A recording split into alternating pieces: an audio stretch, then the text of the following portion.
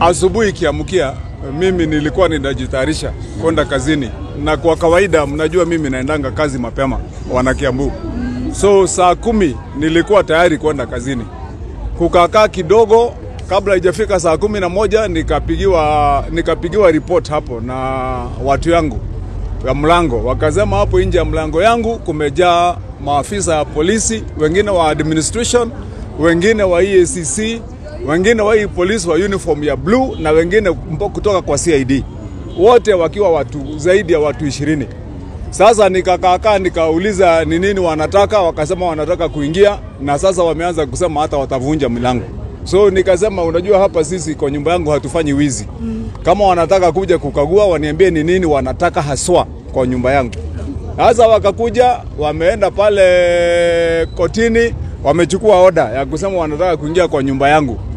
Order ambaye hata haiko kwa jina yangu, iko kwa jina ya mtu mwingine. Mimi naitwa Wamatangi, situ Njoroge.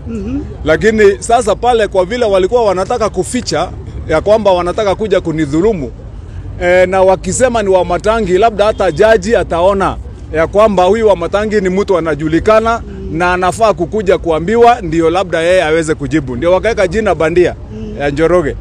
Ndio sasa waweze kupata hiyo order wakuje kandamiza na hiyo order. So wameshinda na mimi ya kutoka asubuhi, wamesumbua watoto wangu wote wasichana, wanaingia kwa room ya wasichana wakubwa. Msichana yangu yuko miaka 22. Wanaingia ndani kwa nyumba kukagua huko, sijui wanatafuta nini, wakaingia kwa nyumba za watoto wote. Baada ya hiyo ndio hao mpaka kwa nyumba yangu mimi mwenyewe binafsi. Hata mama saa hizo ndio naye hata anataka kwenda kupiga shawa. Wanaenda mpaka huko kwa nyumba ya mama, wakiwa wanataka kusema ati wako na vitu haswa. Nataka tu niseme kwa ufupi ya kwamba wamekuja huko kufanya mzururo, kukakaa kidogo nikasikia tena wako kwa waziri mmoja wangu wa ardhi mwenye anafanya mambo ya ardhi anaitwa Salome. Kukakaa nikasikia wako kwa county secretary wa county government ya Kiambu. Kukakaa tena nikasikia wengine wameenda kwa msichana mwenye anafanya kazi ya procurement. Kukakaa tena ndio hao nikasikia wako kwa waziri mwingine. Walikuwa wamejigawa karibu vikundi 10 za kutembea kila mahali. Na tu kwa ufupi, kwa vile nimeona ile wamefanya kule, wakikuja kwa nyumba yangu hakuna kitu haswa hata moja, na nitawapatia hiyo order muone ile kitu inasema mtu ati Paul Njoroge ati tuende pale, tunataka kupoa ruhusa tufanye search ya ofisi yake na nyumba. Hakuna kitu wanatafuta. Ile document wanachukua pale, wanachukua document ile ya mwaka ya 2011. Yes, ugu niko maundu magitinda muthenya wa muthi, koguo ngenda kuona video yothe.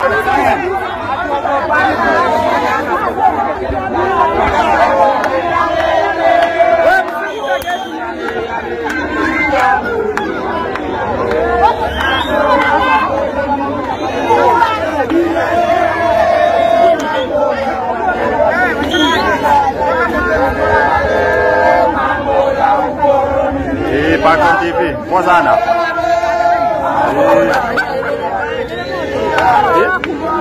Ile moda de siko. Ile na moda.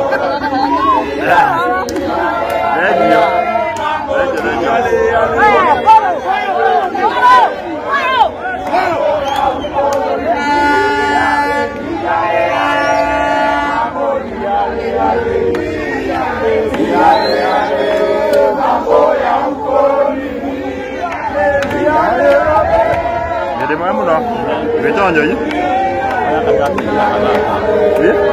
Sawa.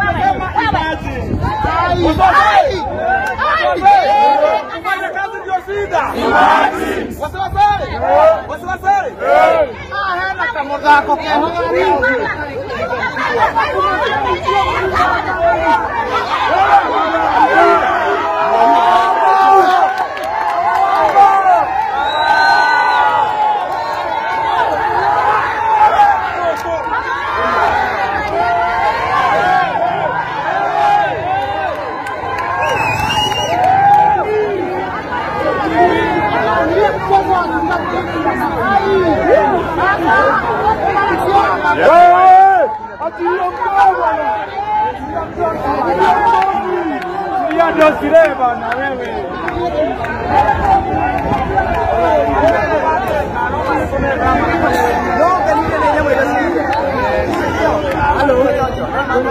Watu wa Biblia mlikuwa vizuri. Watu wa Biblia vizuri.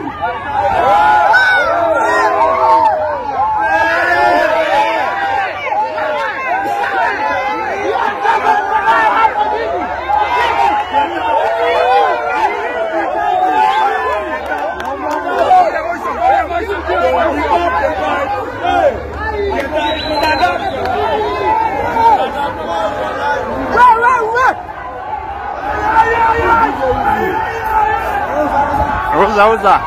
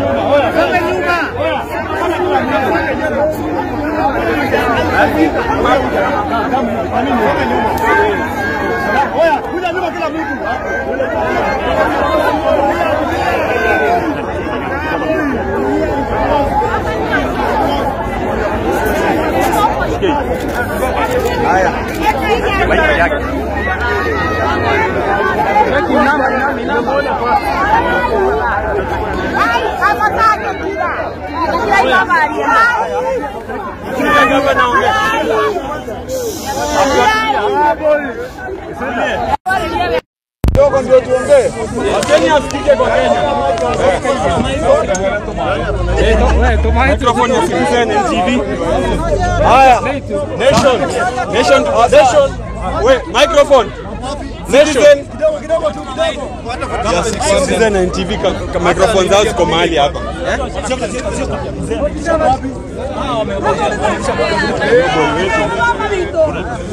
Leta. Unakumbuka ile time leta microphone. Ndio hizi hapa. Okay. Tuko leta tu maji kidogo ni meza. Kaka. Acha tena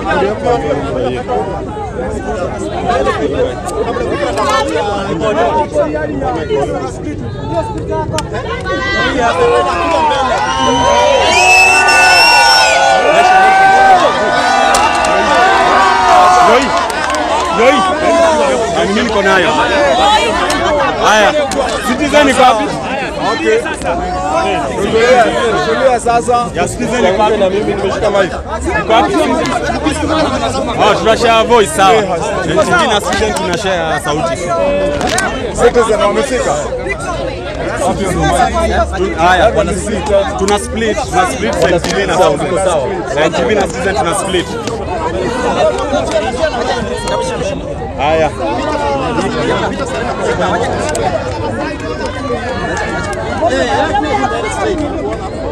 Sawa. Haya. Okay. Haya, sawa. So governor kwa Kiswahili tuanze kwa Kiswahili. Yes, alafu tusema Kizungu. Yeah, wote. Na nitaongea kimoja ya Kikuyu. Yes. Ndio tuendelee. So governor, sawa, mnataka ya Kiswahili kwanza. Yes. Okay. Yeah, last week tuliamkia habari that you were arrested by so many police officers. Unaweza tueleza nini tukia? Asubuhi kiamkia mimi nilikuwa ninajitayarisha kwenda kazini, na kwa kawaida mnajua mimi naendanga kazi mapema wana Kiambu. So saa 10 nilikuwa tayari kwenda kazini. Kukakaa kidogo kabla haijafika saa 11 nikapigiwa report hapo na watu yangu ya mlango. Wakasema hapo nje ya mlango yangu kumejaa maafisa ya polisi, wengine wa administration, wengine wa EACC, wengine wa polisi wa uniform ya blue na wengine kutoka kwa CID. Wote wakiwa watu zaidi ya watu 20. Sasa nikakaa nikauliza ni nini wanataka, wakasema wanataka kuingia, na sasa wameanza kusema hata watavunja milango. So nikasema unajua hapa sisi kwa nyumba yangu hatufanyi wizi. Kama wanataka kuja kukagua waniambie ni nini wanataka haswa kwa nyumba yangu. Sasa wakakuja, wameenda pale kotini, wamechukua oda ya kusema wanataka kuingia kwa nyumba yangu. Oda ambaye hata haiko kwa jina yangu, iko kwa jina ya mtu mwingine. Mimi naitwa Wamatangi, situ Njoroge. Lakini sasa pale kwa vile walikuwa wanataka kuficha ya kwamba wanataka kuja kunidhulumu, na wakisema ni Wamatangi, labda hata jaji ataona ya kwamba huyu Wamatangi ni mtu anajulikana na anafaa kukuja kuambiwa, ndio labda yeye aweze kujibu. Ndio wakaweka jina bandia ya Njoroge. Ndio sasa waweze kupata hiyo oda wakuje kuni kandamiza na hiyo oda. So wameshinda na mimi ya kutoka asubuhi, wamesumbua watoto wangu wote wasichana, wanaingia kwa room ya wasichana wakubwa. Msichana yangu yuko miaka 22, wanaingia ndani kwa nyumba kukagua huko, sijui wanatafuta nini, wakaingia kwa nyumba za watoto wote. Baada ya hiyo ndio hao mpaka kwa nyumba yangu mimi mwenyewe binafsi. Hata mama saa hizo ndio naye hata anataka kwenda kupiga shawa, wanaenda mpaka huko kwa nyumba ya mama, wakiwa wanataka kusema ati wako na vitu haswa. Nataka tu niseme kwa ufupi ya kwamba wamekuja huko kufanya mzururo, kukaa kidogo, nikasikia tena wako kwa waziri mmoja wangu wa ardhi mwenye anafanya mambo ya ardhi, anaitwa Salome. Kukaa nikasikia wako kwa county secretary wa county government ya Kiambu. Kukaa tena nikasikia wengine wameenda kwa msichana mwenye anafanya kazi ya procurement. Kukaa tena ndio hao nikasikia wako kwa waziri mwingine. Walikuwa wamejigawa karibu vikundi 10 za kutembea kila mahali. Na tu kwa ufupi, kwa vile nimeona ile wamefanya kule, wakikuja kwa nyumba yangu hakuna kitu haswa hata moja, na nitawapatia hiyo order muone ile kitu inasema mtu ati Paul Njoroge ati tuende pale, tunataka kupoa ruhusa tufanye search ya ofisi yake na nyumba. Hakuna kitu wanatafuta. Ile document wanachukua pale, wanachukua document ile ya mwaka ya 2011, hata kabla sijai kukua governor ama senator, wanachukua document. Nimewahi kufanyia biashara miaka sijui 2009 ya huko kwa Kenya Railways, wanachukua document hata ingine ya watoto yangu, wote wanachukua zote. Alafu sasa wanakuja hapa ati tuko na mambo ya kuandika taarifa. Sasa mimi naambia ni taarifa gani? Wanatoa document. Sasa nitasema nini juu ya stakabadhi ya mtoto yangu kufuzu shule? Iko swali ya mtoto alisoma na amefuzu shule. So sasa hiyo ndio, lakini nataka wacha niwarahisishie kazi. Kwa kushinda tukisema mambo mengi. Nataka kusema kwa sauti kubwa ya kwamba watu wajue ya kwamba hii kiti ya governor wenye hupeana ni wananchi na wanachagua mtu, haitafutwi. Kiti ya governor, nataka niwaambie wasikie, kiti ya governor watu wanatafuta kwa wananchi kuwafanyia kazi, na wananchi wakikukubali watakuchagua kuwa governor. Sio watu kwenda kujificha nyuma ya hawa askari wakiwa hawampendi Wamatangi kwa msimamo yangu na kwa ile kazi mimi nafanya. Watu wametishika, wengine wanaona kuna magavana wanataka kuweka kwa hizo viti, na wakiangalia rekodi yetu wanaona tuko na wananchi na rekodi yetu ni nzuri.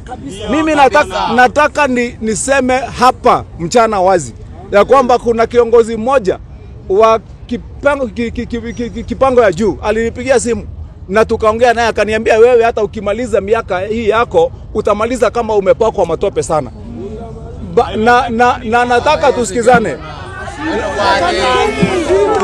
Na nataka tusikilizane ya kwamba hii kazi imefanyika ikiwa imepangwa, sisi kututia wasiwasi, kushtua watu wangu wa kazi na mimi kunishtua, ndio tubadilishe style yetu ya kufanya kazi. Tuseme ile maneno yenye tunatakiwa tuseme na hatusemi. Tuko pamoja jameni? Yes. Mimi msimamo yangu nilitangaza kutoka pale zamani Kiambu. Nilisema miaka hiyo yote ya kwamba kazi yangu ni ya kutoa wana Kiambu kutoka kwa shida ile tulikuwa nayo, kuchaguliwa wakora, kupatiwa watu wanatuibia. Sasa hiyo ndio ile kitu. Ndani ya hii kaunti ya Kiambu hakuna gavana mwingine, na hao wananchi ni washahidi, amewahi kufanya ile kazi tumefanya. Na nyinyi mmesikia nikitangaza mimi ndio gavana ambaye ameingia kwa hiyo kiti. Tumejenga mashule 309 na tukamaliza. Tumejenga mahospitali 6 kubwa. Tumejenga mahospitali 26 ya level 3. Tumeweka basari ya 500 million kutoka milioni 100. Tumetengeneza solar street lighting ya kaunti ya Kiambu ward zote 60. Sasa watu wakisikia hiyo rekodi wanababaika, kwa vile kuna mtu ambaye anapangwa, wanasema yeye ndiye anachukua kiti ya governor. Na ndio unaona haya, tusikizane. Na munaona ndio sasa hiyo mambo ndio imetulete mpaka hapa. Nataka tusikizane pia ya kwamba mtu yeyote mwenye anahitaji kiti ya gavana wa Kiambu akuje kwa wananchi, atafute kiti huko. Hakuna kiti ingine ambaye mtu anapatiwa kutoka kwa njia za mkato. Niseme kwa vile ni lazima ikuwe kwa record ya kwamba hata sio leo peke yake.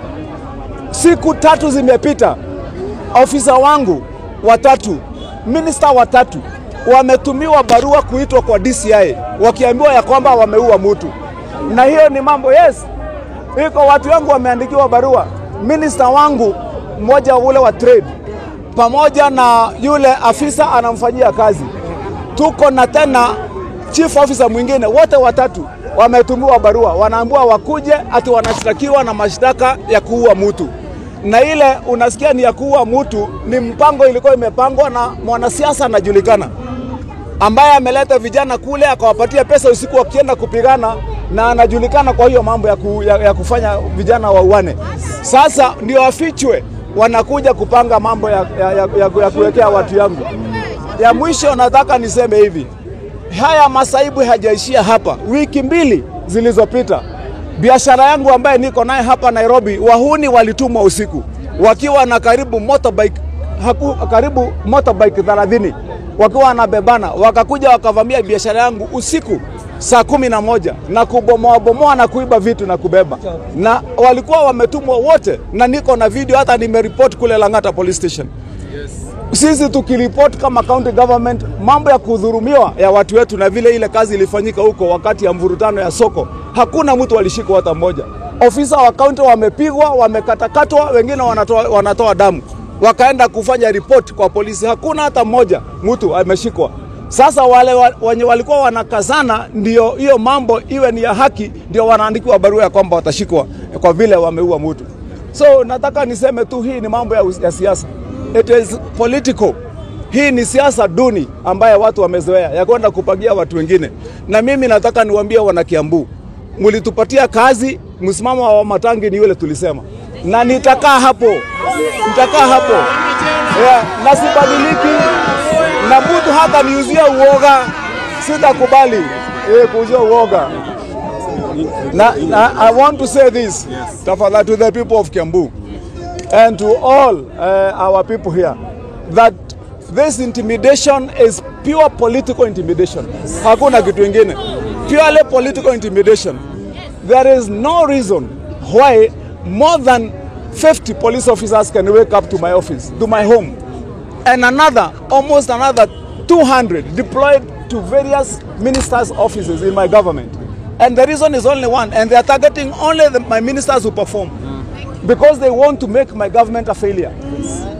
The record that we have, and I want to announce to anyone who wants to seek the governorship of Kiambu, it is the people of Kiambu who elect the governor, not the police, not EACC. You want to soil our names, and I want to tell the Republic that somebody called me, a very senior officer, and told me, Wewe, even if you are going to finish your governorship, you will be so dirty, we will have made you dirty enough. I am not afraid. I will not be cowed and I will not be intimidated. I will stand by the principle that our people deserve right in Kiambu County. That I will do what I'm supposed to do as a governor. Some people are afraid of my development record. I'm going to double that record. Yes, I'll make a double. Yeah. We will work in Kiambu. Mwenye hataki tufanya kazi. Yes. And this is terrible, to say the least. Kuna EACC imetoa statement ikisema kwamba kuna fictitious payment ya 1.5 billion ambayo to 30 million. No, all those are stories. When you hear, if you have a case, you take it to court. And then when you take it to court, then the court rules. The order that was used to come and harass my family was a fictitious order. It is from the court, but it was obtained fraudulently. Because 12 million at your house. Because they were using the wrong names of a certain Paul Njoroge. I am the governor of Kiambu. If I am summoned to EACC, I'll take myself there tomorrow morning. Yes. Yeah, why wouldn't I be invited? So there is a whole pile of documents, and we'll release them to you to see. A whole pile, from my documents about my birth certificates to the birth certificates of my children, graduation certificates, to work that we did in the year 2009 to even other petty from all over. There is nothing specific that they were looking for. But here, the mission is simple. Find something to make Wamatangi and his government go down, and find something to make them look dirty. That's the only thing. So nataka niwaambie ndimwire atiriri andu aitu guku especially andu aitu a Kiambu uma mubango kubangitwo wa guthararia thirikari ya Wamatangi tondu twi na thu cia gisiasa na ndimere giti gia gavana kiheanagwo ni muingi mundu athurwo koguo giti kiu mundu uri arenda giti kia gavana oke ku muingi wa Kiambu atige guthie ku EACC na kwi borithi cia nguo cia blue na kwi DCI na andu aria angi ati nigetha gutuike ati Wamatangi ni hakuna njire andu a Kiambu ni ndimuhurire thimu ni mundu umwe munene akanjira we onogo ni ukurikia giti ukarikio hakitwo biro na ndoro ndukahota kumenyekana na koguo tulikanire kuma hau ni ndoiga ngiko ni wira uratura andu na ndarutira andu Kiambu nguruta maita meri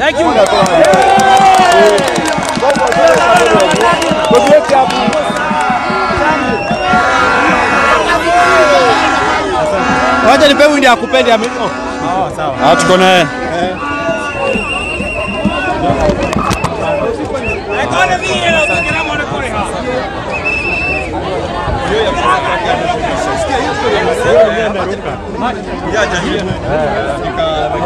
Sitatoa bana. Hii ni nani?